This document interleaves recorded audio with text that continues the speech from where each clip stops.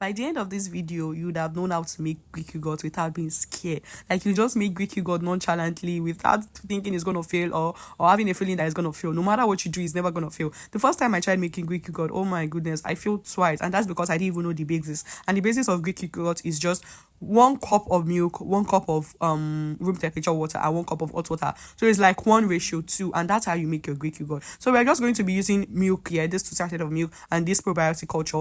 Sterilize all your ingredients. Make sure you I said ingredients. Make sure you sterilize all your container or whatever things you're going to be using. Your tools, sterilize the container, sterilize. You want to get a big bowl like this, of course. Sterilize your container, sterilize your measuring cup, sterilize your whisk, sterilize your spatula, or any other thing you're going to be using, your spoon. Just sterilize it. Wash everything, disinfect your hand as well. And this is the cup I'm going to be using. I'm going to be just measuring, I'm just going to measure the milk, right? This sachet here gives me 3.5 cups of milk. Yes, it's going to give you 3.5 cups of milk.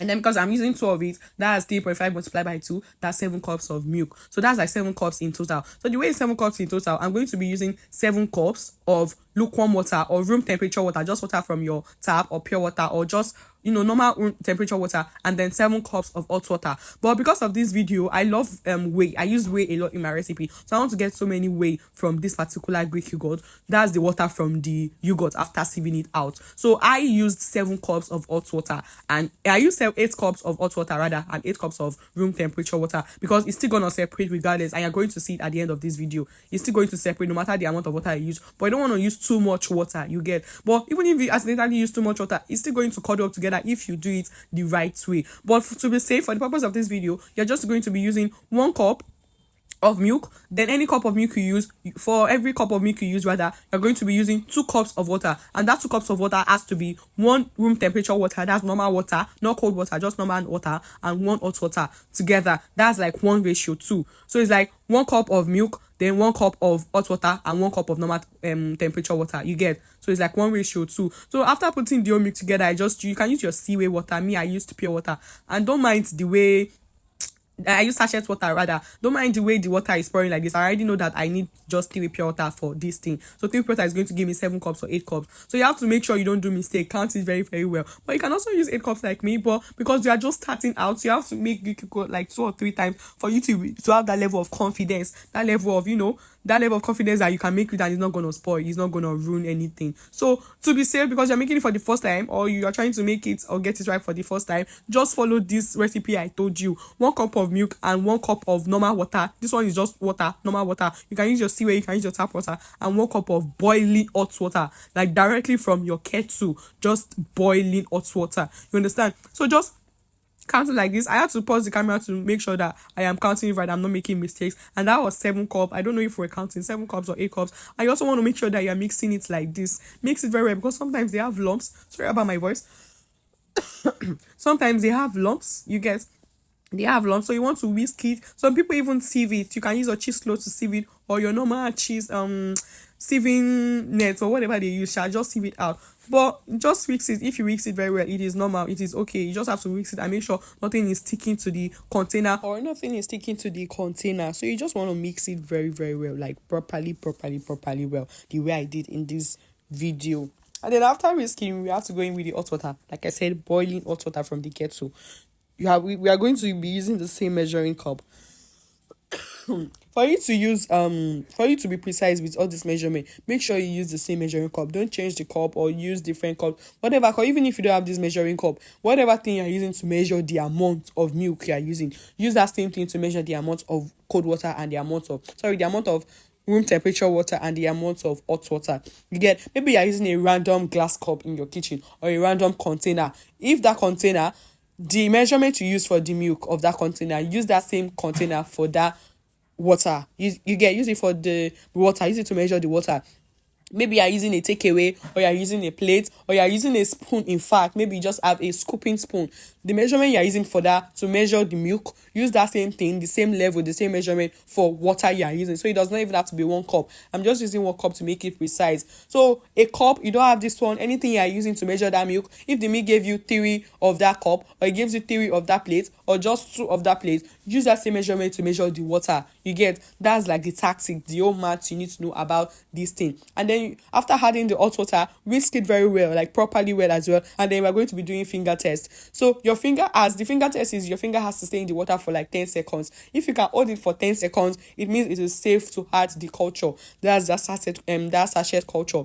You do not add that sachet culture when it is still very, very hot.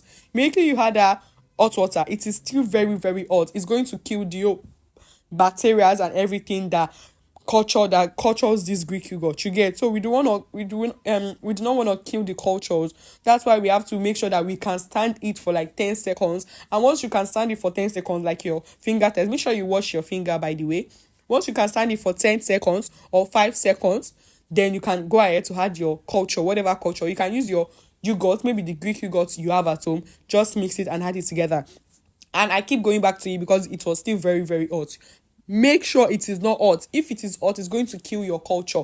And another thing you need to note, you have to go in with your normal water first before your hot water. The first mistake I made when I made my Greek yogurt, like for the first time, I used hot water. Immediately I measured my milk, that's my sachet milk. I went in with hot water first to mix it, and then it was clumped together. It's very, very wrong. You use your warm water first to whisk it like I did, and then you go in with your hot water. You get the way I did in this video. Now, after doing the finger test, it was already I could already stand it. You get, I can stand it. So just use that sachet culture, pour it into a container, and use the same milk, the same warm milk. Use it to whisk it, use it to mix it before you pour it back in. You don't want to use another water. Just use the same milk to mix it. The same process goes for a Greek yogurt you want to use. If you want to use a former Greek yogurt or your leftover Greek yogurt to make this thing, make sure you use the milk and just mix it together like this and pour it back in. It's the same process, you get. So just make sure you mix it very well and it does not have lumps. Even after mixing it like this, I still went over to use a sieve to sieve it out. So I don't want lumps. I want every of the milk and everything to be fully coated. You get. So this is the same process you use for your Greek yogurt, leftover Greek yogurt. If you want to use it to culture another batch, that's the same process. And just sieve it like this because it could have lumps. You know, it's powdery, in a powdery form, and use the milk. By this time, of course, you don't want it to be very cold too before you pour in your culture, because we need to eat. We need to eat to multiply the whole bacteria and every other thing we want to culture. Just like how science works. If you are a scientist or if you are a science student, you know that you need that heat to incubate it very, very well for it to actually culture well. You get, so you need the heat. So we don't want it very cold and we don't want it very hot, so it's not going to kill the organisms or the bacteria. So you have to do the finger test, and then after pouring the culture, the whatever sachet culture or probiotic culture you're using inside this thing, you have to mix it together. Mix it, make sure everything is very incorporated. It is well incorporated and well mixed together, so it's not sticking to one side, or by the time you bring out your Greek yogurt, it is just one side that formed into Greek yogurt and the other side is just mushy, or the other side is not even, these are the things that you need to be very careful of. And then you just cover it and go ahead and wrap it up. The weather was very cold today, so I wrapped the hell out of this culture, this milk Greek yogurt. Oh my goodness, I wrapped it. You can use your if you have oven, don't turn on the oven, just put the Greek yogurt inside the oven. Like after wrapping up like several times, put it inside your oven and cover up overnight. But because this one is too big for my oven, I used cooler instead. I just wrapped it up several times. The weather was very, very cold, very, very cold. So it helps if the weather is hot. You just place it inside this wrapping nylon or whatever you have inside cooler, and then just keep it on your counter or your cabinet or somewhere dark overnight, or for 10 hours or 8 hours. It's gonna culture very well. You get what I'm saying? But because the weather was very hot, I over sabi, of course, I just wrapped it over and over again with sack, with nylon, and then I went ahead to put it inside the cooler. And then I even use duvet safe. Sometimes I use duvet if I don't have cooler, like the cooler is not big enough, I use duvet. So after wrapping it like this, some people leave it like this, but because I wanted to be extra, you want to be extra careful. For people that want to be extra careful, you get, because that is that heat you want. And the purpose of this thing is that heat, why we are doing this is because we need that heat to stay for as long as possible. If I tell you something, when I brought out the yogurt after like 10 or 12 hours, it was still warm. So is that it that cultures the organisms, that makes them multiply and then, culture the whole thing. So we want that heat to stay for as long as possible. That's the purpose of keeping, it's like we want to trap in the heat. We don't want any space for the heat to go out, because if it is cold, it's not going to culture. It's that heat that cultures it, and we don't want it too hot either. So this is why I'm using all these things to keep it very locked in and very warm. Even after 10 to 12 hours, it is still warm. the cooler. I put it in this cooler and I went to put it in a dark place. You can use your napkin, you can use your duvet, you can use your towel, whatever you have in the kitchen. Just place it like this and wrap it together. We want the heat to be trapped for as long as possible, and just keep it somewhere on your counter or somewhere dark. Or if you're not doing something this big, just put it in your oven. And that's how I did it. So I slept off, and this was after 12 to 14 hours. Yes, this was after 12, I think 12 hours.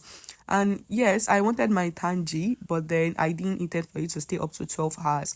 So I had to kind of unwrap my other stuff. And another reason why I left it for that long is because I love the water I love the way from the Greek yogurt. Like, it separates itself. Like, when it gets so long, it separates itself. So this trick I want to tell you is that even if you are using more than 2 sachets of milk, maybe you are using 3 or 4 sachets of milk, you can still use one culture. You can still use one culture, that one sachet of culture. You just have to keep it very long. Like, instead of normal 8 hours that you're going to keep it, just keep it very long for like 10, 12 to 14 hours. It's just going to become tangy, but it's still going to become Greek yogurt. It's not going to fail, you get. So that's why you see all these videos of people using 1 sachet of culture for like 3 packs of milk or 4 packs of milk or 5 packs of milk. It's still going to form. Now, can you see the way separated here? Like, before even sieving it or separating it, can you see the water?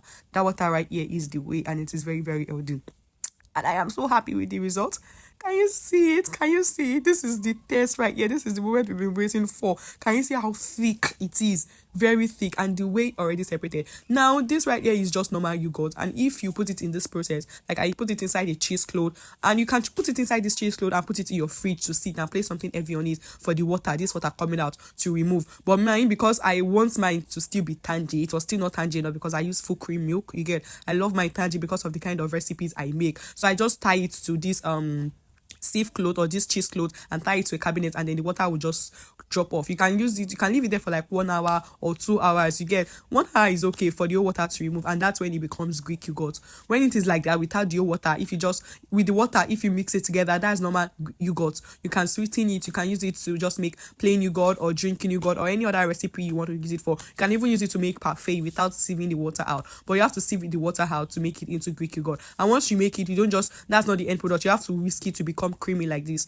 You see that when we brought it out, it was very clumped together and not smooth. So you have to mix it like this, and that's why you see it when it's now this creamy. You see that as it becomes creamy like this, it's looking like it's not that thick again, but because we've whisked it and it's warm. So by the time we put it back into the fridge and bring it out back, it will become very, very thick and creamy. This is why I love using full cream milk for my own Greek yogurt. You can use filled milk as well, but I love full cream milk because it gives it this tasty creamy that you don't even have to sweeten.